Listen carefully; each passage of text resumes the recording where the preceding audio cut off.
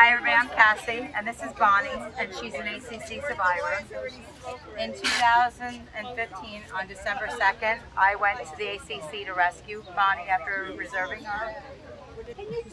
The things I saw while I waited for Bonnie, they made me wait 2 hours and 45 minutes. I saw the atrocities that they did against animals.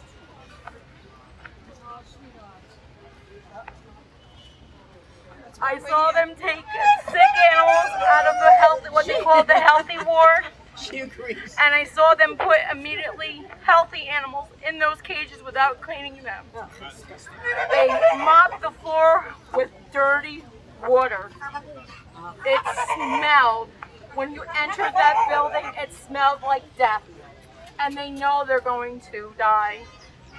While I sat there, I had dogs being walked by the volunteers, God bless them all, who later on would go on the kill list. Some made it out, others didn't. When they took me down to where Bonnie was to take her outside to meet her, she was downstairs across from where they take them in to kill them. They basically tried to tell me not to take her. The guy kept saying, "You don't want to take this dog. She's sick. We'll let you go upstairs and take a healthy one." And I was so mad because what people don't realize is that morning I left the hospital from having back surgery to go save Bonnie. My mother drove me 2 hours down here to the city to save her. They kept trying to talk me, and finally I said, you have to give my dog to me because you have a contractual obligation with me. And the guy tried to argue with me, and I said, "Mister, I am a paralegal in New York City for a large firm, and you have to give me my dog because you took the $202 out of my account, and I'm not leaving without her." As I went up to get up on the elevator to go upstairs to finish the processing, a volunteer came over and whispered to me, "Thank God you're taking her. They were going to kill her first."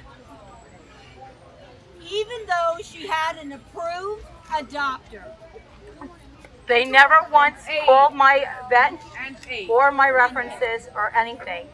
As I sat down to do the application process with them, a woman called in, and I could hear her on the other side of the phone saying her dog was sick and was at the animal hospital with pneumonia and may not make it. The guy said to her, "Lady, well, that's your problem. You adopted a sick dog. Here's an email. Send your complaint there. I don't need to hear your sob story." Hung up the phone, turned around to his coworker and said, if she wanted a healthy dog, she would have went and got one from a breeder or maybe adopted a healthy dog from here. But instead, she rescued and adopted, what they say, a sick dog from the death list. And I said to him, "You're very cruel and you're very not nice or anything else." And I said, "You're unprofessional. Their lives matter." He said, "Well, the dog was better off dead than alive." That's good. I argued with him again because they kept trying to tell me not to take Bonnie. And he actually said to me, "Oh, you're going to be one of those that actually turn around and will say that we didn't give you your dog." I said, "No, because I'm leaving here today with my dog." They shoved Bonnie's microchip in her back and she bled all the way home to Ulster County, New York. She had green snot coming out of her nose, green mucus coming out of her mouth. Before I even left Manhattan, I was on the phone with my vet in Saugerties, New York. They told me they would stay open late just to see Bonnie. When I walked in, they said it was atrocious. No vet would ever let an animal get that way. They were appalled by how sick she was, and they said it was based on the fact that it was unsanitary conditions which made her sick. MACC. And I work there. Under 10th Street. They are nasty, and I don't know why people would work there if they say they like animals. The volunteers, sir, you are great, and it's great to see you guys doing it. But people that work there are heartless, as far as I'm concerned. They don't show any kind of caring or compassion towards any of these animals. They're just a number, and they're just something they can kill.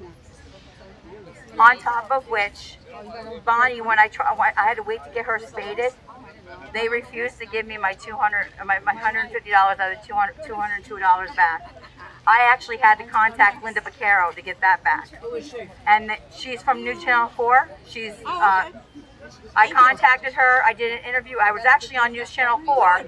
But the ACC blamed me and said that I didn't want the money back unless it was in a check form, which is not true, because the adoption process, they don't give you anywhere for your vet or you to spend the spade certificate.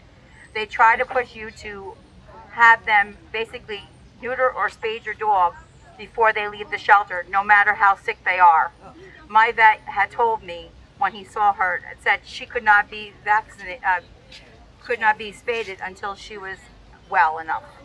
Bonnie had been to the vet 4 times from the first day I got her. She had to have antibiotics fed to her through an IV. She had to go on medicine that 3 or 4 times. The medicine they gave me at the shelter was expired. Oh, that's good. It was real nice of them. So how many other people have they done that to? In addition, when I got my money back, I asked them how many people did they actually not give the $150 back, and they forced to have spaded and the dogs died because they were not healthy enough to be spaded or neutered. And in addition, I know that a lot of people think that the NYPD likes bringing dogs there. They don't. My brother is an NYPD police officer, and he says they hate bringing the dogs there. They dread it. He tells my mom so many times that there's a dog that he sees running around in Brooklyn that he would love to bring home to us, but he knows he can't because of the bureaucratic bullshit that the mayor has created for them.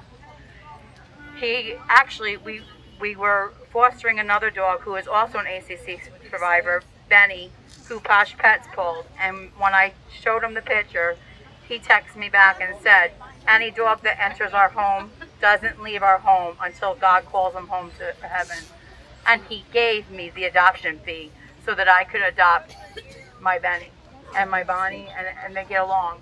But the ACC, they're horrible. Yeah. They are the most despicable people, and anyone that thinks that they're going to care for the animals, they don't.